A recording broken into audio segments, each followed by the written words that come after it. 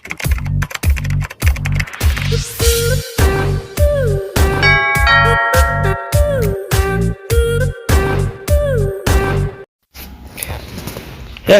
guys!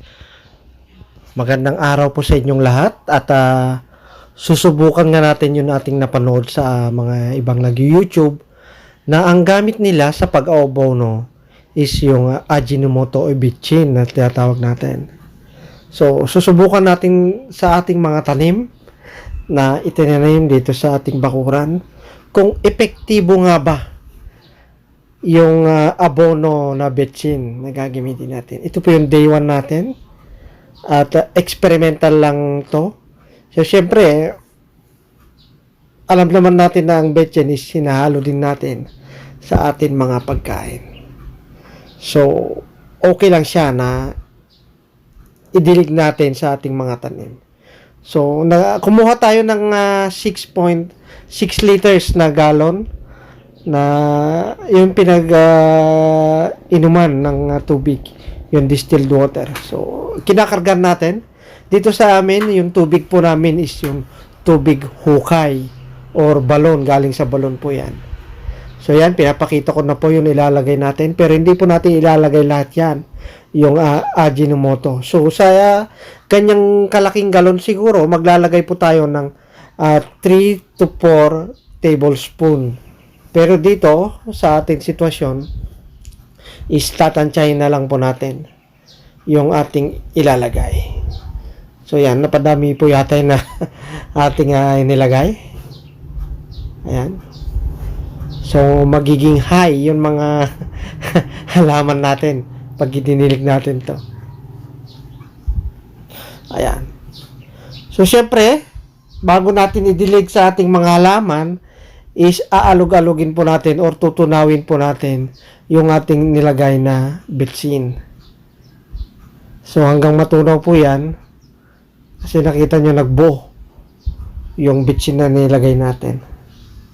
Ayan. Ang hirap naman talaga na cameraman ka na, vlogger ka pa, no? So ang hirap. So yan, inaalog-alog ko para matunaw lang yun na bitchin na inilagay natin sa 6.6 liters na tubig. Ayan. Tutunawin lang po natin. Tapos, after na matunaw natin, pag natunaw na po natin, is maghanap po tayo ng lata. Yun na pinagkainan natin ng lata ng sardinas, mga ganun. Yun ang gagamitin natin pang dilig. Yung kumbaga yun ang panukat natin sa kada puno.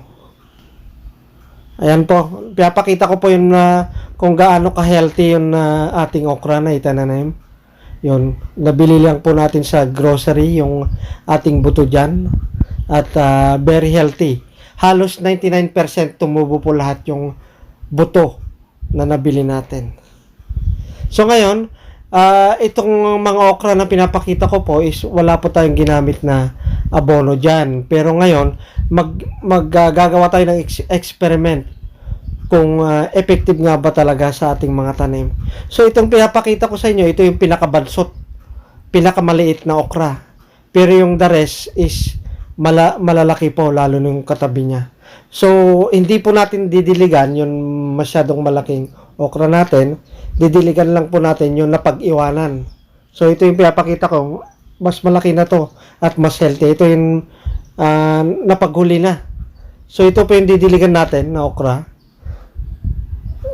Experiment lang po natin kung hahabulin niya ba yung malaking okra na hindi po natin didiligan ng bitchin.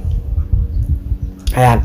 Isusunod na po natin didiligan yung ating mga itinanim din na talong.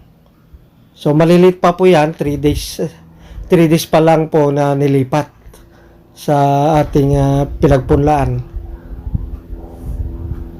So, dito may nakita pa akong bansot din na okra.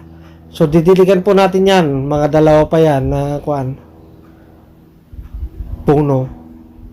So, didiligan po natin kung makakahabol nga ba sa mga malalaking okra. Ayan. Dito pa natin ipinunla yung talong na itinanom natin. At yan, mayroon din tayong tanim dyan na kamatis. So, ang dami ng damo, ano? Ayan. Maglalagay po tayo ulit sa ating lata. Yun nga, ang hirap. Ang hirap talagang maglagay kung mag-isa kang nagkakamera talaga. Ayan, ayan. Yun, didiligan po natin yung ating kamatis. Yung baka magiging giant na sa epekto ng bitchin, no? Titignan natin kung totoo nga ba.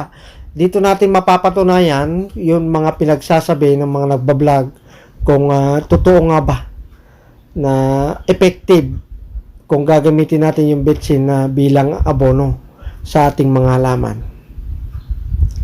Kasi mahirap naman kung nakikinood lang tayo sa YouTube ng mga iba kung hindi natin mismo na napapatunayan. So abangan po natin yung update dito.